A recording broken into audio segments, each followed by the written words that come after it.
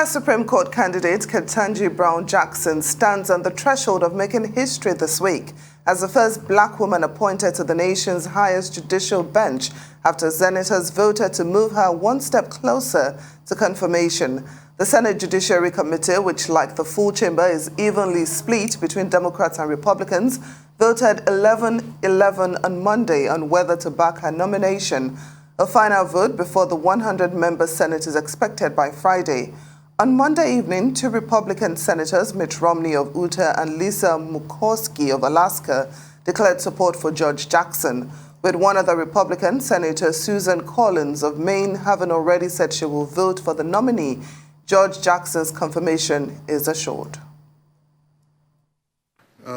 I would like to acknowledge first, so if there are no further comments, on favorably reporting the nomination of Ketanji Brown Jackson to be Associate Justice of the Supreme Court of the United States. The clerk will call the roll. The committee has recorded a tie vote on Judge Jackson's nomination to be the Associate Justice of the Supreme Court of the United States. Pursuant to Section 3, subsection 1A of Senate Resolution 27 of the 117th Congress, I'll transmit to the Secretary of the Senate a notice of this tie vote. For more on this, let's bring in U.S. Arise correspondent Rotimi Kade. Rotimi, thanks for joining us. Can you explain to us exactly what happened with the Senate Judiciary Committee vote on Monday? Well, so as expected, we saw a 11-11, Democrats voting against the nomination while I beg your pardon, Republicans voting against the nomination while Democrats voting in favor of the nomination. However, this is not actually a surprise because what we saw during the confirmation hearing was a Republican going all out against against Judge Ketanji Brown's records, asking her questions about the expansion of the court, asking her questions about, what a woman is, a definition of a woman. And also they were asking her questions about, our records as a judge, how she became sort of more lenient against child pornography offenders.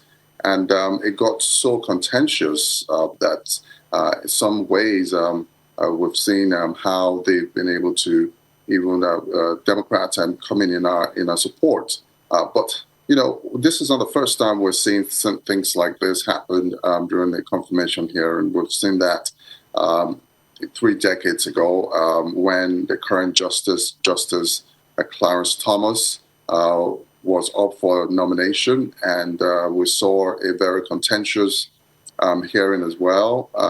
Don't forget, Clarence Thomas is the only black justice that is on the seat for the past years. And this judicial committee hearing then, and the members at that time actually voted also along party lines. Current President Joe Biden was the chairman of the Senate Judicial Committee. Then he voted against Clarence Thomas.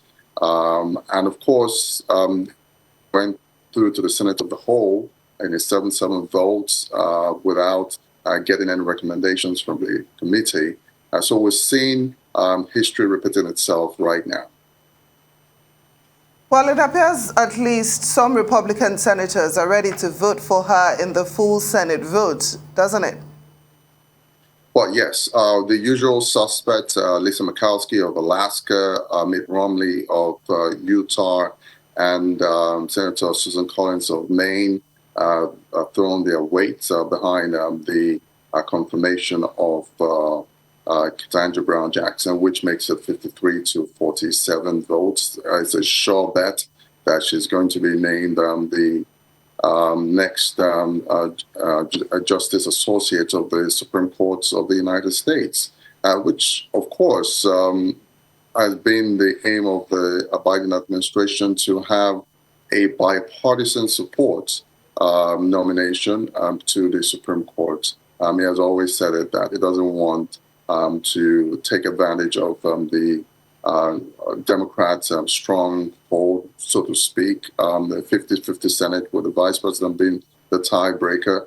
but he wants a reflection of both this Republican and the Democrat. It's expected, obviously, that the Republicans definitely will not want to vote for it. Looking at what transpired in the past nominations, the Republican nominations, very, very contentious. And of course, this is more like paying back what the Democrats did at some past nominations. Now, of course, the manner of her confirmation, though, suggests the Supreme Court picks are only getting more partisan and entrenched. Talk to us about this. Well, yes. As I said earlier, it's getting more partisan than it has been before. The past three nominations of former President Donald Trump, Brett Kavanaugh, Amy Coney Barrett, and Justice Gorsuch went through, a very, very contentious hearing, and especially Brett Kavanaugh. If you recall that that was one of the one that we've seen Democrats actually came all out attacking his records, sexual harassment, etc. And Amy Coney Barrett, they also attacked our religious beliefs, etc. So we've seen all of this playing out. So no side is actually a saint. So what we've seen Republicans doing right now is what we've seen Democrats done in the past. And it brought a lot of concerns to some senators that are not on the committee, like Senator Lisa Murkowski, saying that vote for Ketanji Brown Jackson is actually not based on the polarization of the Senate, as it were. It's based on the deep belief of our qualification, and that we should see, a bench that actually looks like America. But going forward, obviously, perhaps maybe we're going to be seeing a change in the way things are being done. It's very important that, the next nominees should actually reflect a bipartisan support from both parties. Historic things surely happening in the U.S. right now. Thank you so much for joining the program this afternoon, Rotimi.